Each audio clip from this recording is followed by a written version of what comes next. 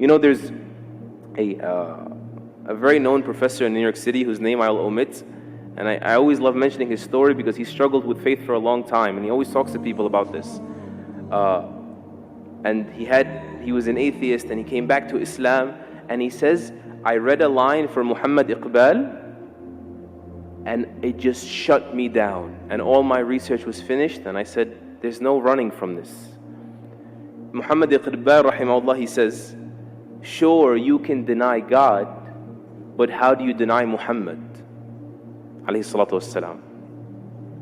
In other words, sure, you can be immature and say, I'm not going to believe in something I don't see. Case closed, stop talking to me, right? But how do you deny someone who lived in the flesh here, who God communicated with? How do you deny the reality of Muhammad sallallahu alayhi wasallam? How do you explain that? We need to revisit that. How does a man get born in a vicious environment, alayhi salatu wasalam, and he becomes this beautiful, soft, delicate, bashful, merciful person who was content when people couldn't even be patient, and was merciful when people couldn't even be just, and he was gentle with kittens, and he praised people for taking care of animals. And then on the battlefield, he's on the front lines, and the tough guy is the one that can stand by his side, or the brave person, more respectfully, because these are the Sahaba, right? Al-Bara and Ali, they say the tough one is someone that could come near him. He's on the front lines, alayhi salatu wassalam.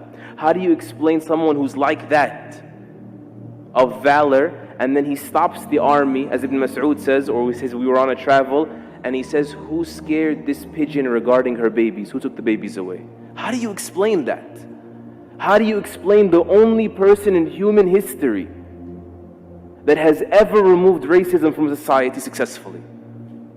And I think you know it's alive and well in the United States. The only person in human history that has ever removed alcoholism effectively, that has suffocated the institution of slavery until it dwindled and people benefited from their freedoms and enjoyed them. How do you explain that he, alayhi salatu wasalam, becomes the most influential figure in human history?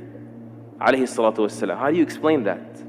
We need to come back and find shelter in these things. There's only one explanation. There's only one logical explanation. And then rationale from there will tell you it's rational that I surrender to this beautiful, perfect, omnipotent God.